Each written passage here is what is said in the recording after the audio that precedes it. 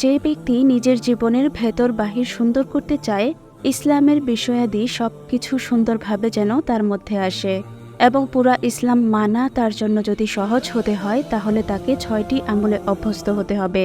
আমার জীবনেও কিছু ছিল না, এই 6টি আমলের বরকতে আজ আমি সব পেয়েছি।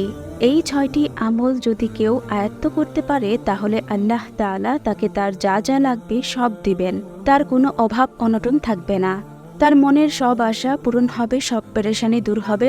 আমলগুলির আরও ফায়দা হলো, ইমানের যে 77টি শাখা সেগুলো তার মধ্যে চলে আসবে। যারা আল্লাহর প্রিয় বান্দা তারা ইমানের সবগুলো শাখাকে আয়ত্ত করেছেন, সবগুলো প্র্যাকটিস করেছেন, তাই তারা দুনিয়াতেও কামিয়াবি, আখেরাতেও কামিয়াবি।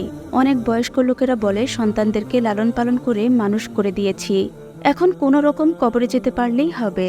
তাদের উদ্দেশ্যে আল্লাহ তাআলা বলেছেন, ওয়ালা তামুতুনা ইল্লা ওয়া আনতুম মুসলিমুন, অর্থাৎ তোমরা পরিপূর্ণ মুসলমান না হয়ে মৃত্যুবরণ করিও না। আল্লাহ কি আমাকে আপনাকে কোনো রকম ভাবে কবরে যেতে বলেছেন? আল্লাহ বলেছেন পরিপূর্ণ মুসলমান হয়ে কবরে যেতে, আর আমরা বলি কোনো রকম কবরে যাব। আল্লাহ রাব্বুল আলামিন বলেন, ইয়া আইয়ুহাল্লাযীনা আমানু উদখুলু ফিস-সিলমি কাফফা, অর্থাৎ হে ঈমানদার মুমিন, তোমরা পরিপূর্ণভাবে ইসলামের মধ্যে প্রবেশ করো। আল্লাহ আমাদেরকে এমন কিছু চাপিয়ে দেন নাই যা পালন করা মানুষের জন্য অসাধ্য। তারপরও যদি মানুষ ভুল করে ফেলে, তার জন্য তওবা ইস্তেগফারের মতো চমৎকার রিমুভার দিয়েছেন। যতবার ভুল হবে ততবার তওবা করবেন, আল্লাহ তাআলা রাব্বুল আলামিন ক্ষমা করে পুনরায় মুত্তাকি বানিয়ে দিবেন। যেমন আপনি যদি নিয়ত করেন সব সময় ওযু অবস্থায় থাকবেন, যেমন সাহাবীদের ও আল্লাহওয়ালাদের অনেকেই সর্বদা ওযু অবস্থায় থেকেছেন। এর অর্থ এই নয় যে তিনি পেশাব পায়খানা করতেন না, বরং সব করতেন, তবে যখনই অজু ভঙ্গের কাজ হতো সাথে সাথেই অজু করে নিতেন, ফলে তিনি সর্বদাই অজু অবস্থায় ছিলেন বলে গণ্য হবে।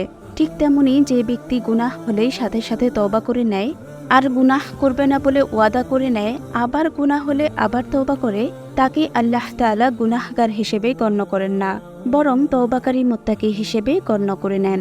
সুতরাং 1000বারও যদি তওবা ভেঙে যায়, আবারও তওবা করুন। এখন আমাদের ইমানের 77টি শাখার সবগুলোর মানার চেষ্টা থাকতে হবে, আর এর জন্য বিশেষ শক্তি সঞ্চয়ের জন্য শরীরের মধ্যে ভিটামিন আনায়নের জন্য 6টা জিনিস লাগবে। সেগুলো হচ্ছে, নাম্বার 1, কিয়ামুল লাইল, তাহাজ্জুদ নামাজ।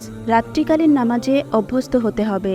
যে ব্যক্তি তাহাজ্জুদ নামাজে অভ্যস্ত, আল্লাহ তাআলা তার কলিজার ভেতরে অসাধারণ শক্তি ও পাওয়ার দান করেন, ফলে তার জন্য গুনাহ ছাড়া সহজ হয়, সে নেক আমলে অভ্যস্ত হয়। আল্লাহর প্রিয় হাবিব সাল্লাল্লাহু আলাইহি ওয়াসাল্লাম বলেন, তোমাদের রাতের সালাত তাহাজ্জুদ প্রতিষ্ঠা করা উচিত, কেননা এ হলো তোমাদের পূর্ববর্তী নেককারদের রীতি, এ হলো তোমাদের রবের নৈকট্য লাভের উপায়। তাহাজ্জুদ মন্দ কাজসমূহের কাফফারা। তাহাজ্জুদ বান্দাকে গুনাহ সমূহ থেকে বিরত রাখে, সুতরাং এই মহামূল্যবান আমলটি কোনোভাবেই মিস করবেন না। তাহাজ্জুদ নামাজের সর্বোত্তম সময় হলো এশারের পর কিছুক্ষণ ঘুমিয়ে ঘুম থেকে উঠে পড়া। এখন কেউ যদি ঘুম থেকে উঠতে না পারেন, তারা রাতে ঘুমানোর আগে যদি তাহাজ্জুদের নিয়তে অন্তত 2 রাকাত নামাজ আদায় করেন, উলামায়ে কেরামগণ বলেন আল্লাহ তাআলা তাকে তাহাজ্জুদের নিয়ামত দান করেন। নাম্বার 2, মনের মধ্যে আল্লাহর মুহাব্বত ও ভালোবাসার নিয়তে বিশুদ্ধভাবে কোরআন তেলাওয়াত করবেন। যে বিশুদ্ধভাবে কোরআন তেলাওয়াত করতে পারবেন না, সে বিশুদ্ধভাবে শিখে নেবেন। এই কোরআন তেলাওয়াতের মধ্যে রয়েছে শেফা, এতে আছে নূর, আরও আছে বরকত। আর যারা নিয়মিত কোরআন তেলাওয়াত করেন, তাদের জন্য আল্লাহ তাআলা রাব্বুল আলামিন ইসলাম মানা এবং গুনাহ ছাড়া সহজ করে দিবেন। তখন শুধু আমল করতে মন চাইবে। তাহলে 1 নাম্বার হলো তাহাজ্জুদ এবং 2 নাম্বার হলো বিশুদ্ধভাবে কোরআন তেলাওয়াত। নাম্বার 3, আল্লাহ তাআলার জিকির। সকাল বিকাল দুপুর সন্ধ্যা দাঁড়িয়ে বসে শুয়ে হাঁটতে বসতে চলতে ফিরতে হার হালতে আল্লাহকে ডাকা। সুবহানাল্লাহ, আলহামদুলিল্লাহ, লা ইলাহা ইল্লাল্লাহ, আল্লাহু আকবার, সুবহানাল্লাহি ওয়া বিহামদিহি, সুবহানাল্লাহিল আযীম, লা হাওলা ওয়ালা কুওয়াতা ইল্লা বিল্লাহ, আল্লাহুম্মা সাল্লি আলা সাইয়্যিদিনা মাওলানা মুহাম্মদ, আস্তাগফিরুল্লাহ, হাসবি আল্লাহ, লা ইলাহা ইল্লাল্লাহু, আলাইহি তাওয়াক্কালতু ওয়া হুয়া রাব্বুল আরশিল আযীম। এই সকল জিকিরগুলো যখনই মনে পড়বে বেশি বেশি করবেন। কোনো ধরনের প্রস্তুতির দরকার নেই। প্রতিদিন সুযোগ পেলেই আল্লাহর এই জিকিরগুলো বেশি বেশি করুন। দেখবেন আপনার জিহ্বাটা মধুর হয়ে যাবে, অশান্ত মনটা বরফের মতো ঠান্ডা হয়ে যাবে। আল্লাহ রাব্বুল আলামিন বলেন, আলা বিজিক্রিল্লাহি তাতমাইন্নুল কুলুব, অর্থাৎ আল্লাহর জিকিরের মাধ্যমেই অন্তর বা আত্মা, কলব প্রশান্তি পায়। জিকির দ্বারা মনের সকল পেরেশানি দূর হয়ে যাবে। তাহলে নাম্বার 1 তাহাজ্জুদ, নাম্বার 2 বিশুদ্ধ কোরআন তেলাওয়াত, নাম্বার 3 জিকরুল্লাহ। এই 3টি আমল শারীরিক আমল, আর পরের 3টি আমল হলো আত্মিক আমল। নাম্বার 4 তাবাত্তুল, অর্থ হলো সবকিছু থেকে সম্পর্ক বিচ্ছিন্ন করে হৃদয় মন দিয়ে শুধু আল্লাহকে ডাকা, অন্তরকে আল্লাহর সাথে সম্পর্কিত করা। যেমন আল্লাহ তাআলা রাব্বুল আলামিন বলেন, ওয়া তাবাত্তাল ইলাইহি তাবতিলা, অর্থাৎ সব কিছু থেকে পৃথক হয়ে পুরোপুরিভাবে আল্লাহর দিকে নিবিষ্ট ও নিমগ্ন হয়ে থাকে।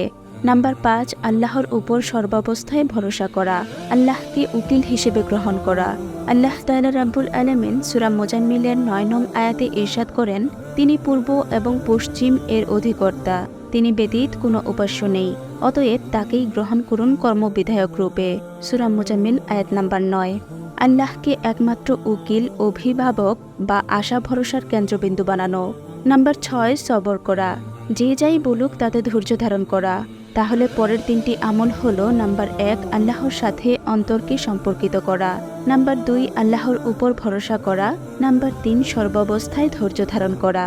এই 3টির কোরআনিক নাম হলো, নাম্বার 1 তাবাত্তুল, নাম্বার 2 তাওয়াক্কুল, নাম্বার 3 সবর।